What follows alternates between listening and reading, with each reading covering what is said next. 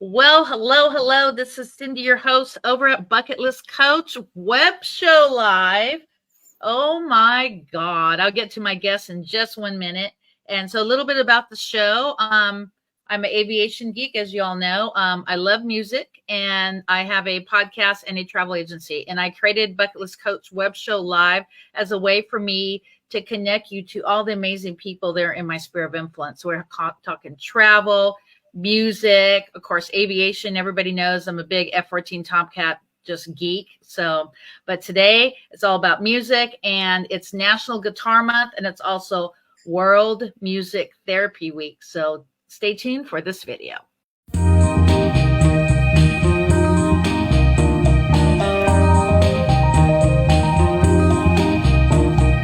I can't go for that, no, can do. I can't go for that, no, can do.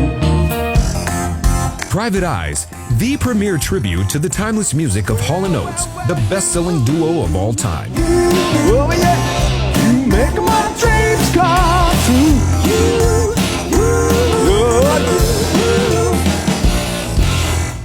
Private Eyes faithfully recreates a time and place when Daryl Hall and John Oates' chart-topping melodies dominated the airwaves. Rich girl, with their smooth grooves, no it don't. lush vocal harmonies, Rich girl, you can rely on the old man's money. You can rely on the old man's money. Every time you go away, you take a little piece, just a little piece of me. You're out of touch, I'm out of time, but I'm out of my head when you're not around.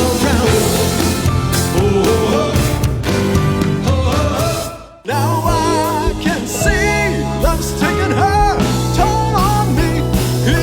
She's gone. She's gone. Oh, I better learn how to face. She's gone. Oh, I'll pay the devil to replace her. She's gone. She's gone. Oh, what a way to roll.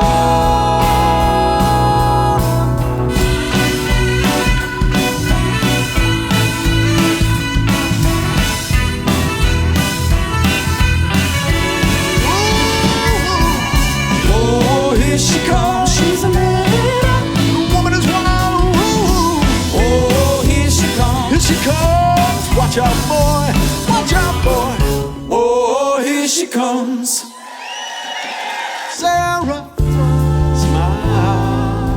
and Daryl's heavenly blue-eyed soul. I want you to smile a while for me, Sarah.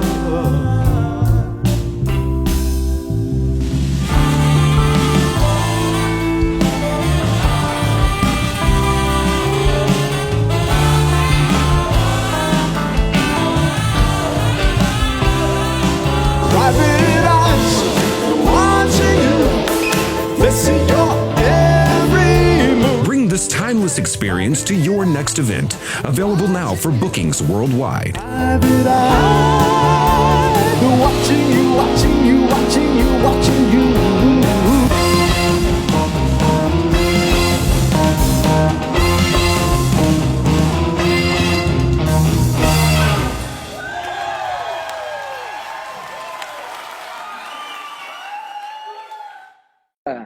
Nice. Private Eyes in the house. How are you, boys? Woo woo. Good. What's up? Well, What's let's up, Cindy? talk about how it all started. Wow. Where do we start? Well, I was mentioning before we started that that Nate and I we still work together. We don't see each other much now, but we work together at the same TV production company. We still do, and we had started talking music even a few years before we started Private Eyes. We were just chit-chatting, realized that Nate was a fellow musician, so we of course bonded over that, and we were geeking out about yacht rock and stuff like that. And then Nate actually moved away for a while, and then when he came back, was just kind of getting off the ground with Private Eyes. And so we had an early lineup where we didn't do any gigs, but we were kind of getting started. And then once we were kind of getting our final lineup in place, Nate and I reconnected, and figured he knew he could do the good stash. Um, and so anyways, we started talking, and that's kind of how Nate kind of, got joined in. And and then my business partner, Carl Lewis, and I, we had been, even before I brought Nate into the fold, we had been wanting to kind of do this. And so we had started, just kind of putting everything together and kind of doing our research and figuring out kind of how we wanted to do it. It's kind of the early stages of it. And so why Hall & Oates? What's your love for those guys? Like, why are you a tribute band for them? Where did that love all start for music? I don't know. What do you say, Nate? For your Well, I was just gonna say, I remember recording little demo auditions when I was in Colorado and sending it to Chris back in 2018. Oh yeah. And that was like the first. I remember like being in my dark studio like 10 p.m. And like listening to all these tracks and like sending it to you. Yeah. And then it's been great getting it going in 2019. But so what were you asking, Chris? Why? What was it's kind of your take. I'll answer in a minute. Cindy was asking just kind of like, what about Hall & Oates kind of, attracted us individually to, want to spend the time and effort to do a tribute. Right. Well, I think for me, I always liked the 6 to 8 hits that I knew going into the band. And I personally was kind of just back in LA playing music and ready to try anything, ready to try something. And I knew like, oh, Hall & Oates is a good vibe and Chris is a good vibe. So I was like, let's see how this goes. And then getting into it, I was shocked at like how I was really like grew to love, or not even grew to love, but just instantly connected with the vibe. And I've always been into R&B throughout most of my life, and soul and rock. And so it's like so coming in, I got elements of all of those, or we were playing elements of all of those. And I feel like that was a real easy thing for me to like vibe with and jump right into. Wow. Yeah. And I would say for me, it's just that, it's like they were, the music's great. It's infectious. It's, so many hits, one of the things obviously, thinking as a tribute band doing just that, it's like you got to have enough hits to fill 90-minute to up to 2-hour set. And it's like with Hall & Oates, it's like I knew that on my end, I knew that would be a home run, that they just had so many hits. You could put together a whole show. Obviously, it's fun to do some deep cuts every now and then, but it's like as far as you could pretty much do a whole show of songs that people not only are going to know, they're going to know the lyrics to. Most of them are danceable. It's going to just make for a really good time for the audience.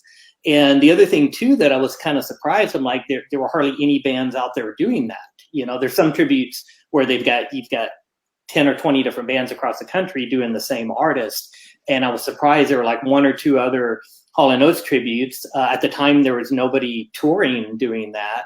And so, which I thought was kind of interesting. Once we got into it, I kind of realized why. I'm like, oh, this is a lot harder than it sounds. Yeah. And I think that's probably part of the reason why. It's just, it's not easy to kind of pull it off, just right. But anyways, that was part of the motivation on my end and on Carl's end for. I love your music. So the next thing I want to talk about this week is World Music Therapy Week.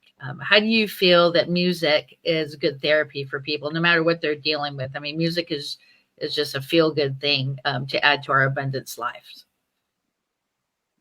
How do you feel about that, Chris? Yeah, I can tell you. Yeah, I totally agree. I mean, music, it's funny talking about music therapy. I've got a playlist that I use when I go on my walks or sometimes driving around, and there's songs that I would say 3/4 of them are songs. They're older songs that are really special to me. You'll hear a song and it will take you right back to like 5th grade or middle school or something. And so at some point I started putting together a Spotify compilation of that and actually title it CW's Music Therapy, CW's Song Therapy. And it's like I've got enough tracks on it now that I'm always listening to it without repeating a lot of tracks.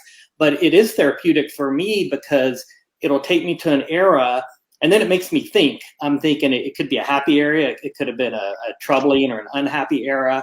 But whenever it takes me back to that year, I think about what was going on in my life. And in particular, if it was say a problematic area, then I can look at it now at distance. It's like, oh, I overcame that. At the time, I thought it was insurmountable, but overcame that, and I'm doing pretty good in that department, And to me, that's therapeutic. I'm like, oh, okay, I realized that I solved a problem I had way back then, and the music kind of helps that realization, and so it's very therapeutic for me in that regards. So we got Valerie Harris. She says, love them. Yeah, she's one of my friends here in my sphere of influence. She's from Seattle, actually. The therapy, it's funny that you brought that up and that happens to be like this month while we're chatting, because it's shocking how many people come up to us after the show. And, we have a bit about like one of our songs is influenced by a 1985 song. And so at the end of these shows, people will come up to me and be like, you guys took me back to 1970 something. You guys took me back to the 80s. Like, and they literally are reliving like their past during the show. Like people have literally told me that. And we've also had people where it's like, they're hearing songs or they're seeing people in the band do certain things and it reminds them of their loved ones. Like we had one lady who had a son pass away, and she said one of the guys in the band reminded her of him, and it was really like beautiful to see. She was like in tears after the show, and so it's crazy to see how music like gets a response out of people in different ways, and it definitely like has an impact, like you're talking in a therapeutic way, like you're talking about. Like we see it firsthand every show. Well, for me, what comes to mind is my first beer. I started drinking at 14. Yeah, in my late 50s, I don't drink that much anymore. But yeah, I started drinking, I think, 77, 78. But yeah, I mean, they were always on my ear. Yeah, just an amazing band. And they're actually going to continue to always be amazing throughout the years. And for you guys to carry on that legacy. And that's just so amazing. You guys are phenomenal. So thank you for doing what you do. Cindy. And National Guitar Month, how will you guys celebrate that? Well, I'm celebrating right now. I'm recording some guitar for one of my solo tracks. And let's see, we have a show coming up that I think we're going to shred extra hard at to celebrate. What about you, Chris? What are you doing with your guitar over there? Yeah, I mean, I'll be, playing bass, obviously practicing woodshedding, maybe we've got a couple of additional songs that, we've been throwing around as far as learning for private eyes. And so I'm hoping to maybe get the ball rolling on those. So that'll be some personal practice time, and then that'll translate into some band practice time. And so, just kind of always doing that, but it's kind of cool to know that it's appropriate for National Guitar Month as well. Definitely. And let's talk about the tour dates for the rest of the year. Yeah, we have a few others that are not on this chart yet because we're still kind of finishing up, the logistics of them. We actually do have one coming up before this listed here. We're going to be at Desert Diamond Casino outside of Tucson on May 9th. Oh, nice. We haven't announced it. Well, I guess we're announcing it now. Yeah, that's one we just recently booked with a little less turnaround time than normal. So that'll be coming up. We may be adding an additional Arizona date on that trip. And then we've, got a handful of, it's kind of nice to have some Southern California stuff. We do a lot of traveling. We, as far as last year, we probably did more East Coast shows than we did out here. And so, we've been working on trying to get some actual drivable stuff as well, and so we're kind of nice that we've got a handful of, Southern California stuff coming up between now and the end of the year as well. And, then some additional travel stuff that we're still working on that'll be happening later in the fall. So let's go through the list and see what we have to go out in other areas, and also if you're going to go out of the country again this year. You want to go down the list of our dates here? Yes. So the next one, which is on May 9th and 10th, is or May 9th, like I said, is a Desert Diamond Casino outside of Tucson. Old Town Blues Club is a fun club. We've played there twice already. We're going to be there twice this year in Temecula. That's always a fun one. Those guys are awesome. Yeah. You got to come to that show. Nate, being one of our frontmen and really getting to interact up close with the audience. How would you describe that? Oh man, I love Old Town Blues Club, and if you guys could come to any of these shows, that would be one that's top of my list, just because it's a little bit more intimate venue, but it still holds a lot of people, and that place just has a lot of character. Like there's saxophones on the walls, there's pictures of musicians on the Oh my walls. God. The Wow. lighting is very colorful, so it's very musical and it like inspires creativity, you know, and it's full bar. So or actually it might just be beer and wine, but Sydney, they'll have beer for you to reminisce and and have your beer. Yeah, 'cause you know what's next, Nate? The very next day. Yeah, I do. The Top USS Gun movie Midway, night, baby. Top Gun. Midway Yeah, Museum. baby. Yeah, so that's perfect. So like they're what, like an hour and a half from each other? So you Yeah, get they're a so hotel close. for the night and then head to San Diego. Yeah. Yeah, There you Chris, go. if you missed the last one, they're doing Top Gun on the ship again Oh, on they USS are. Midway. Yeah. Okay, I may want to go to that because I was really bummed that I missed it, and I just recently saw both Top Guns, and so I'm kind of mentally in that mode. So yeah, I may have to hit y'all up for more info on that. You can hitch a ride. Yeah, Yeah, I definitely. like the sound of that. That could be fun. Well, you have to have your gear. Yeah, so you have to go to Amazon.com and order your gear. That way you could be in full uniform with us on the There you Top go. Gun. Okay, yeah, I'd have to fit in. Yeah. And then Rock Yard Fantasy Springs on June 28th. We've played there a few times before. That's a really fun show. It's an outdoor little like mini amphitheater. That's a lot of fun. Rock and Brews in July, as we kind of call that our home stage. We're there usually every 3 or 4 months out of Yamava Casino in Highland. Mhm. So just about depending on traffic, good hour and a half outside of LA. And then we've got the Lobsterfest in Fountain Valley, which should be a lot of fun. That's a pretty big festival. They've been doing it for a number of years now, and that'll be interesting. The fact that we're playing with 4 or 5 bands that day on the same stage. Usually it's just us. And so this will be kind of interesting playing, sandwiched in between some other bands. So that's going to be kind of a fun vibe, I think. And can't go wrong with lobster also.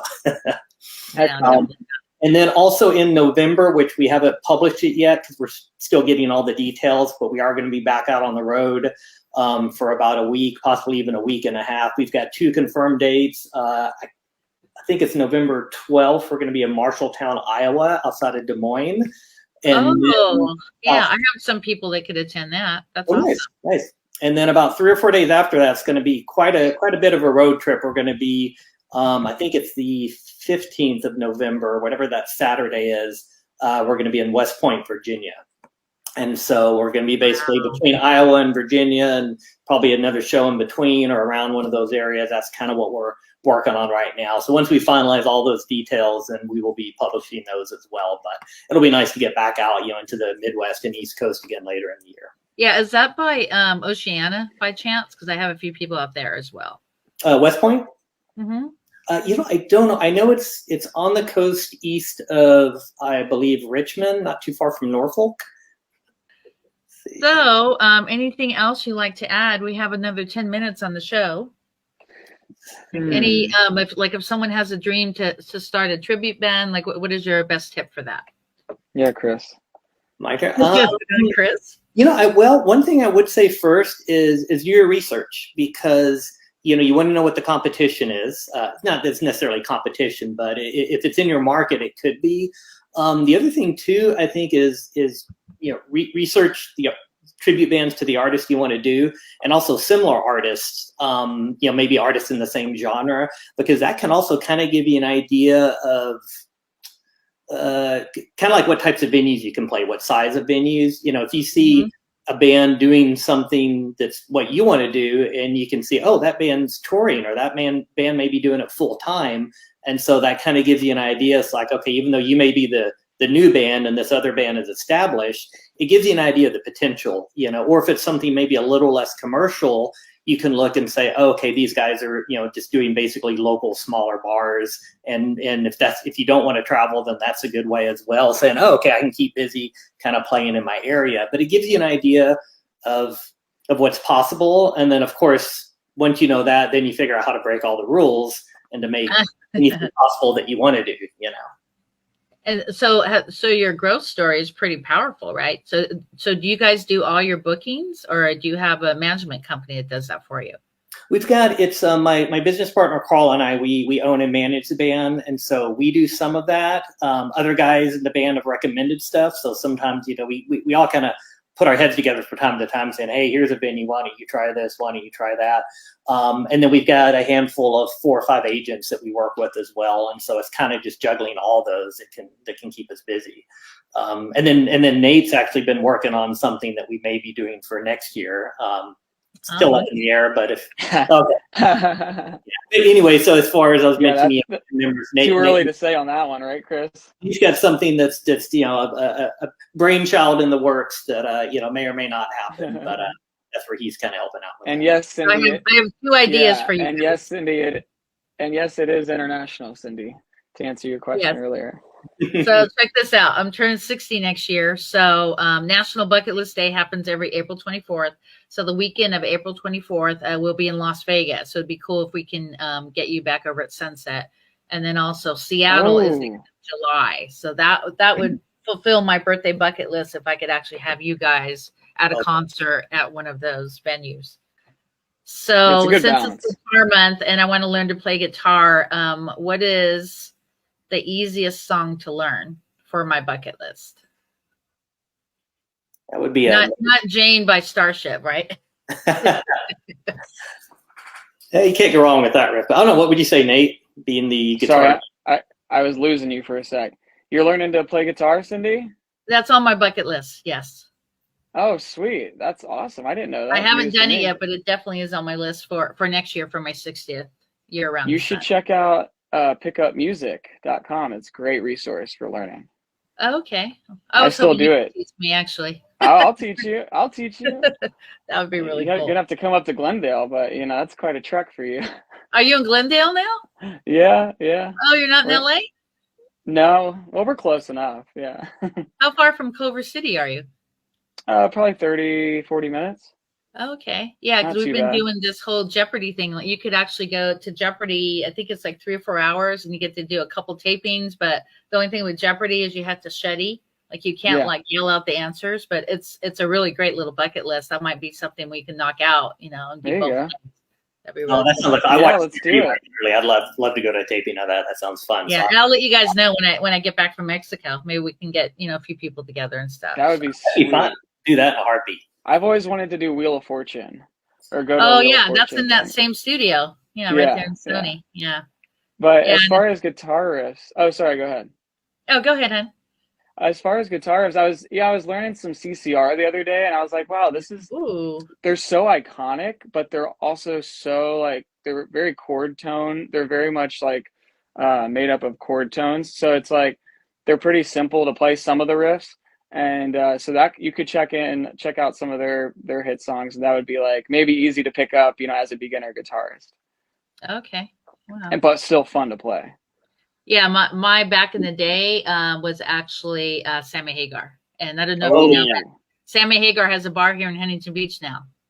Oh, really? At the Waterfront Hilton, yeah. So maybe we can get together at some point for that too, and maybe we can do something here.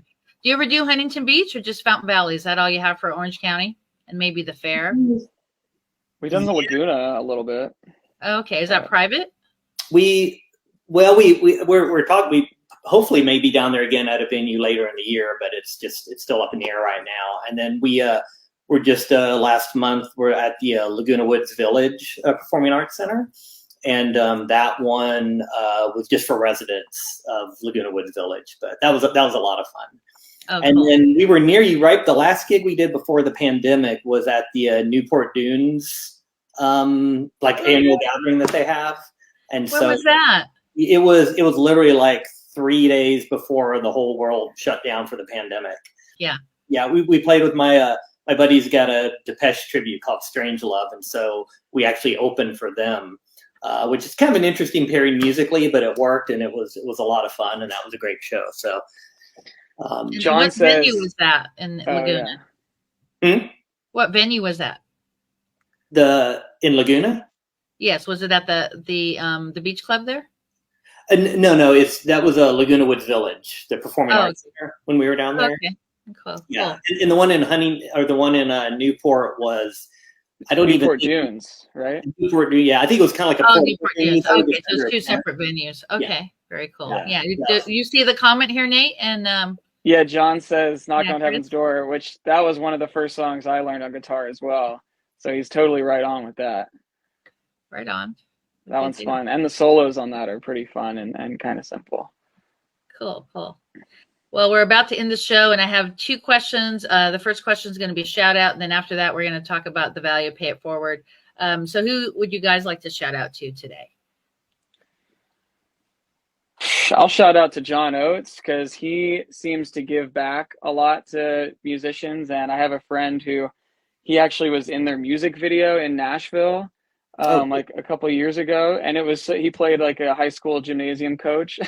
And I was like, this is hilarious to see John in this video. But I think he seems like a pretty chill dude. I haven't met him yet, but shout out to him for creating all this stuff. And FYI, my last name's not actually Oates. That was just a joke. But you're not some distant cousin or anything, right? Yeah. The Stashes are twins, but we are not. But anyways, yeah, that's it for me. Hey, Dad. Hey, Burner. Well, I was gonna say even with the beard, Nate, you kind of look like '70s Oates when you had the full beard going. So Right. Both looks going. Stash. That's a good look. Yeah, it's a good look. For me, shout out, I would say to Daryl Hall. Kind of like what Nate was saying, as far as just for giving us this great music that has been therapeutic to some of our lives, and it's been just a lot of fun and challenge. For us to spend all the hours that we do, learning, playing the music, and then traveling and all the stuff related to devoting all your time to doing a tribute band to this type of music, and wouldn't be possible without either of them. So yeah, my shout out will go to Daryl. Any response to Bernie? Thanks, Dad. I'm doing my best. That's my father. All right, next question. Well, let me do a shout out. I'm going to do a shout out to you guys because I met Nate, I think 5, 6, 7 years ago. And just so grateful for you, Nate, to be in my sphere of influence and be in my life. I'm very grateful. And of course, F-14 Tomcat, that's our love. And Chris, wow, so grateful for you. And thank you for being in my sphere of influence and adding abundance. Just seeing those videos. I mean, you guys are repurposing those videos. Yeah, it just really adds just so much smile in my heart. So I just wanted to thank you. And of course, everybody over at your band, please send them all my best. And we have another comment here. You too, Cindy. Thank you. Thanks for having us on. This has been really fun. Oh, he says Daryl's house. You know where that is? We're familiar with it, and we're working on that. That's definitely on our list. So hopefully that can happen because it would be a perfect scenario. So is that San Diego or Baja? No, it's actually in New York, outside of New York City, maybe a couple hours. In Pawling, New York. Oh, really? Okay. Yeah. Okay. So whenever we're able to make it up to that area, it's definitely on our list for sure. And the last question, National Bucket List Day is coming up on the 24th of April. It's a Wednesday. How would you like to check off your bucket list on that day? Either be business, personal, something fun, or travel?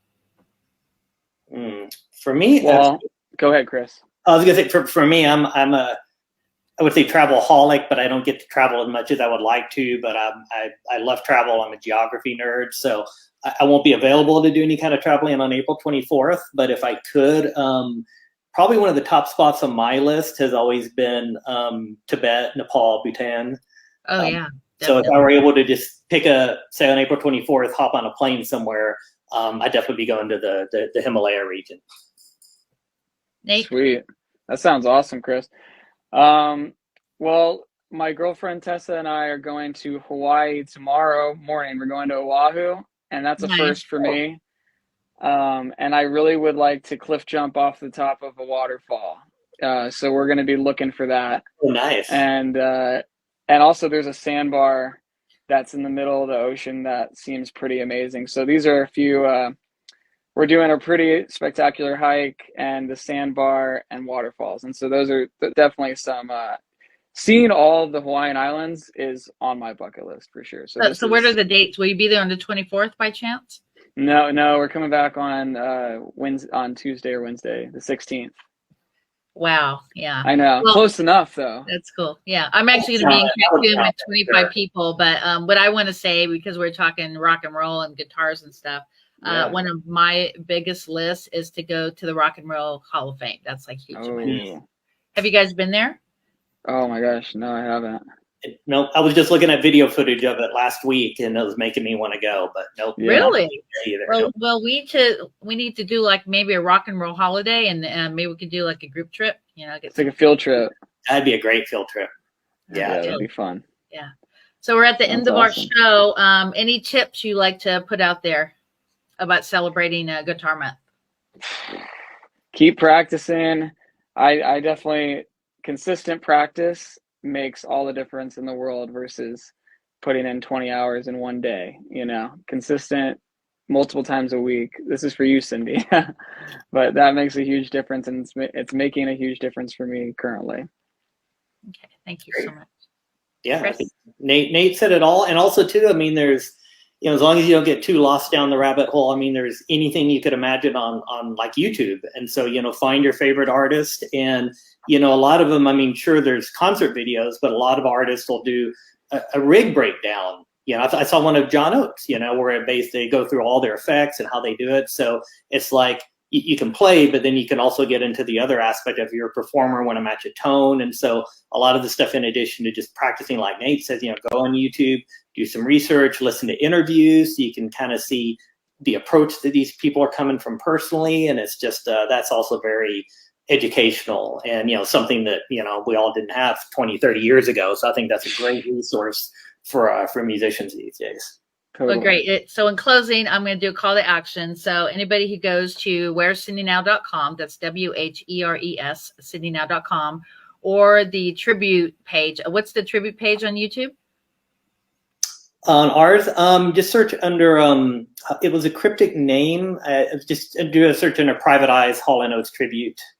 Okay. And Yeah. you'll find us. So you go to either one of our pages, you subscribe, you comment on either one of our videos, you share it to Facebook. I will gift you a 6-day, 5-night hotel stay. I cover the hotel, you cover the tax, or if that's not something you want, totally for free, I actually will send you a bucket list ebook on how to mark off the ultimate bucket list and live your life through music, fun, and travel. So I'm going to put you in the green room, and if you can hang tight just for 1 minute, and we'll continue. Thank you, guys. Good. Thanks, Cindy.